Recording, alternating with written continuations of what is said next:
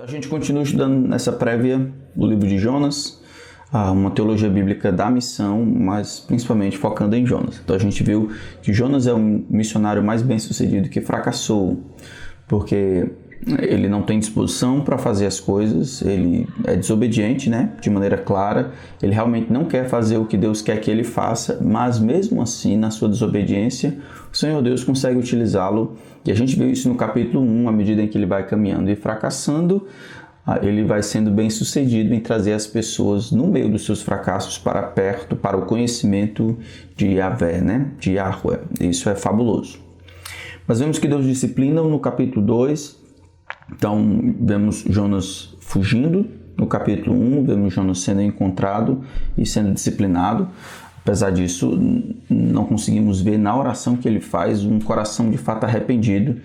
A gente consegue ver, parece uma justificativa de que ele estava fazendo era o certo, Ele estava fazendo certo em fugir, em não dar uma oportunidade para que os assírios se arrependessem. Ele estabelece uma comparação clara. Os que adoram ídolos, verso 8, abandonam aquele que lhes é misericordioso. Acabou para eles, mas com voz de agradecimento eu te oferecerei sacrifícios. O capítulo 2 termina no versículo 10, o Senhor fala ao peixe e este vomita Jonas na terra. E aí começamos o capítulo 3. No capítulo 3, Jonas ele é mandado por Deus para realizar aquilo que ele havia tentado burlar. Interessante, a situação mudou, mas o desejo de Deus continua sendo o mesmo. Então, às vezes a gente não faz isso com os nossos filhos, A gente não quando a situação muda, depois de disciplina, a gente permite que a gente já o faz por eles e permite que eles deixem de fazer o que a gente havia mandado. Deus não.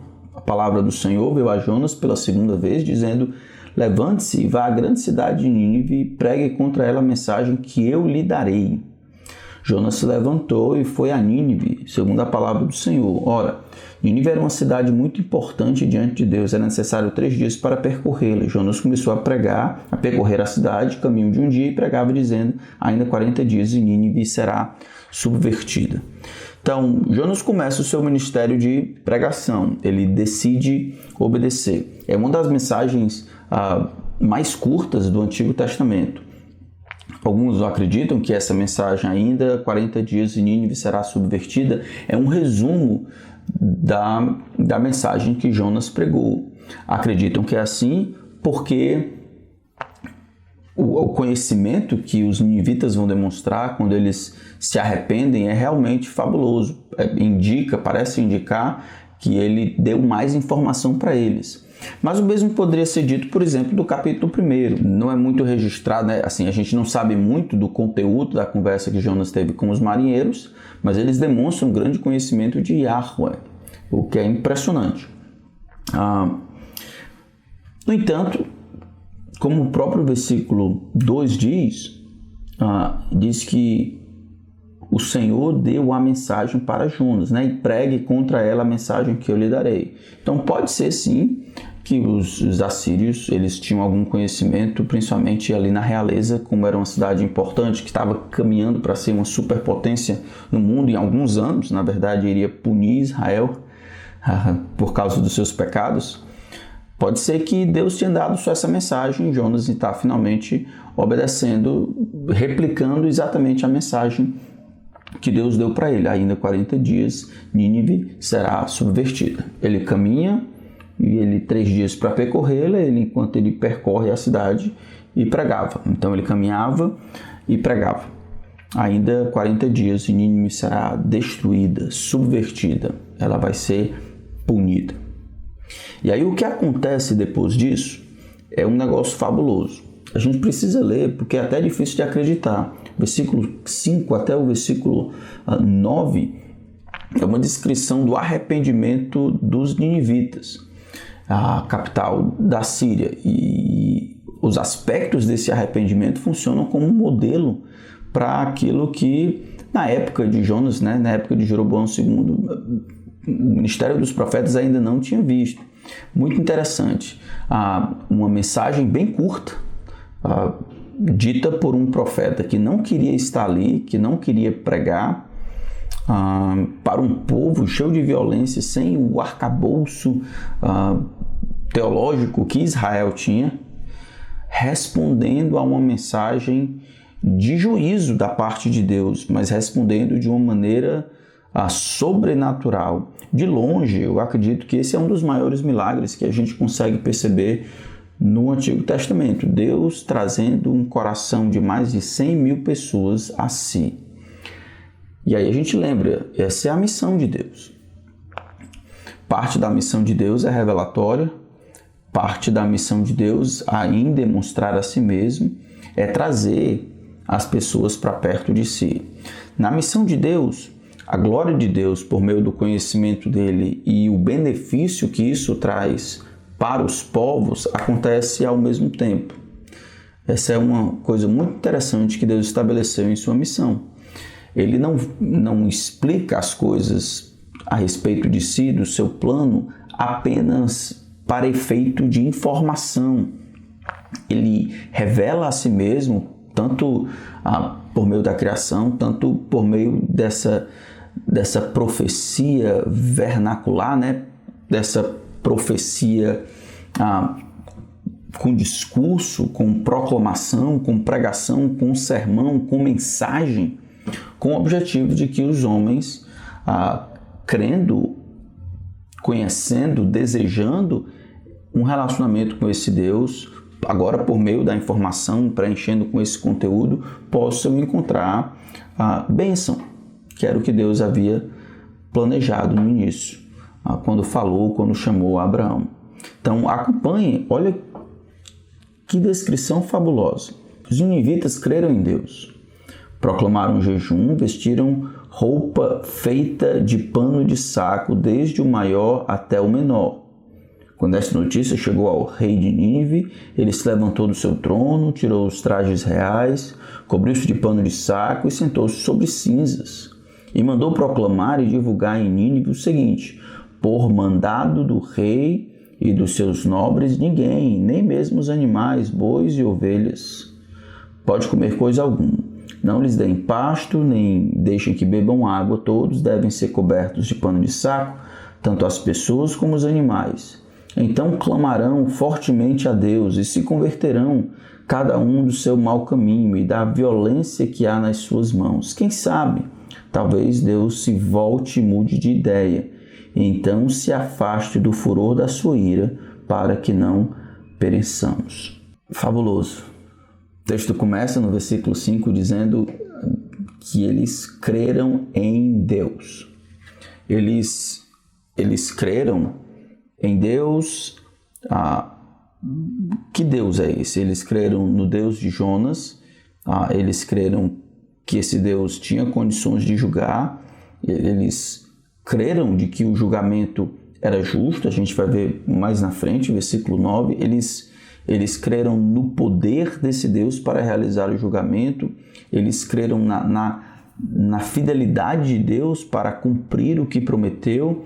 Eles creram em Deus. O texto nem diz que eles creram em Jonas.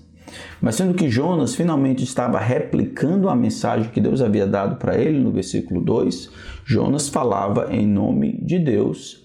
Eles creram em Deus. Isso é muito legal.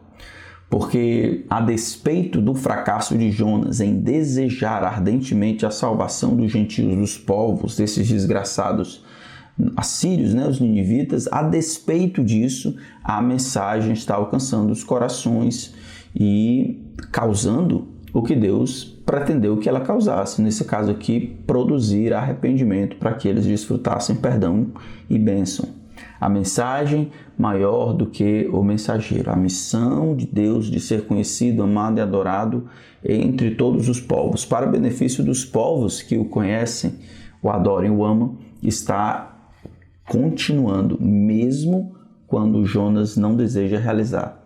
Então eles creem em Deus, na sua palavra, no seu caráter, no seu poder, na sua fidelidade. Esse é o primeiro elemento desse arrependimento verdadeiro, crer.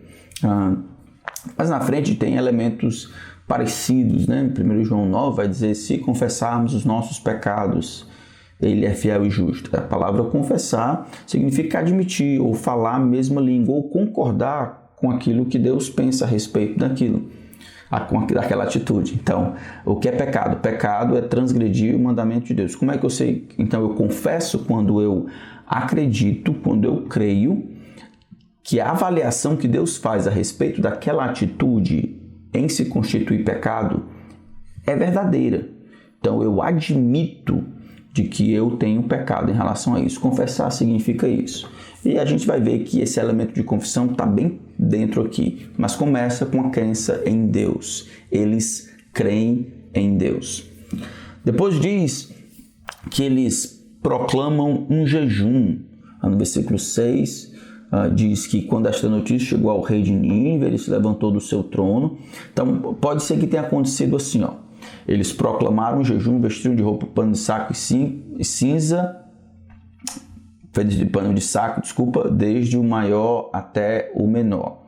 Então pode ser que enquanto Jonas estava pregando, as pessoas começaram a demonstrar esse arrependimento e tristeza pelo seu próprio pecado. E a notícia do versículo 16 não era somente a notícia a respeito da mensagem de Jonas, né? Quando chega para o rei de Nínive, mas a mensagem de Jonas e a resposta dos cidadãos de Nínive àquela mensagem. Então a notícia do que estava acontecendo chega até o rei de Jonas, o rei de Nínive. E o rei de Nínive, junto com o povo, agora de cima para baixo, decreta um jejum, como que dando direção. Estou dizendo isso porque algumas pessoas podem sugerir que esse arrependimento não foi de fato verdadeiro, porque esse arrependimento foi por coerção. Isso é, o rei decretou que as pessoas se arrependessem. Mas arrependimento não pode acontecer por coerção, não pode acontecer por empurrar as pessoas. É uma disposição do coração, reconhecendo os pecados e implorando, na verdade, não requerendo, mas implorando que o Senhor tenha misericórdia e use de graça e misericórdia ao invés de justiça sobre nós. Então, ele está pregando e à medida em que ele prega, as pessoas respondem e aí as pessoas respondendo, essa notícia do todo o que estava acontecendo chega aos ouvidos e aí o rei de Nínive dá uma direção. Ele tanto dá essa direção pelo próprio exemplo, tanto dá a direção por dizendo quais são os passos. É como se o que estava acontecendo lá com o povo encontra no rei uma voz, um discurso unificado, certo? Então o rei tem condições agora de falar pelo seu povo.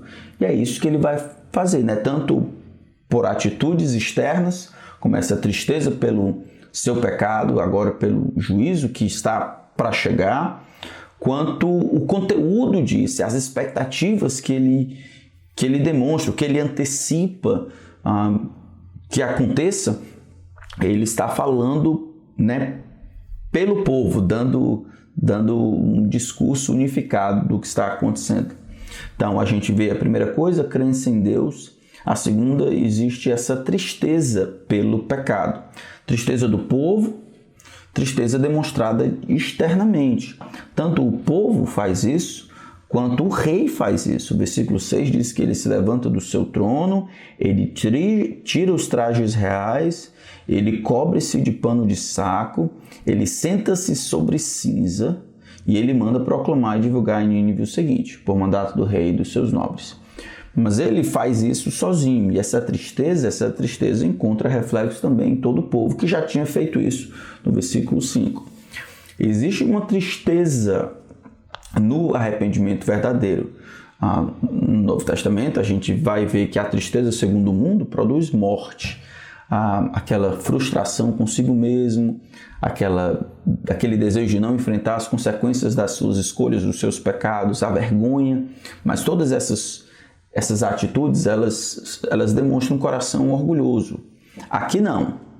Aqui essa tristeza está produzindo arrependimento que dá vida, está produzindo uma mudança de direção. Ela tem uma direção bem clara. Como a gente vai ver, essa direção é pecamos contra Deus. Não é uma avaliação interna, eu não satisfiz as minhas ambições, ou eu estou frustrado comigo porque eu não consegui, eu deveria, agora as pessoas vão pensar... Não. O que Deus pensa a respeito disso é sério, eu acredito, confio nesse Deus aí, isso é no que Ele tem dito a respeito disso, e agora eu estou triste por conta disso. E essa tristeza demonstra-se externamente por meio de uma proclamação de jejum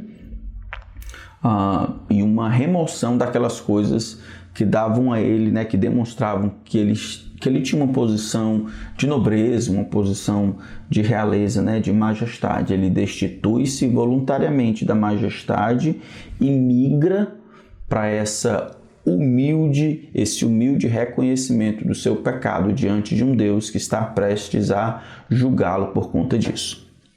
Fabuloso.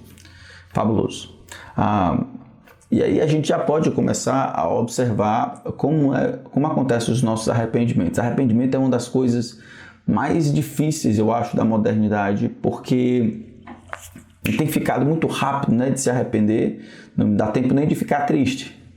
A gente migra rapidamente. É claro que aqueles que são crentes em Jesus Cristo, salvos pela graça de Deus, não precisam ser colocados na caixa de penitência, mas podem andar com ousadia, né, em novidade de vida por causa daquilo que Cristo fez. Mas o arrependimento deveria ter aquele componente de tristeza e aquele componente de confiar em Deus, que acontece por meio da confissão. Então a gente não pode ignorar isso. Agora Jonas já começa a ser bem-sucedido, mesmo no meio do seu fracasso.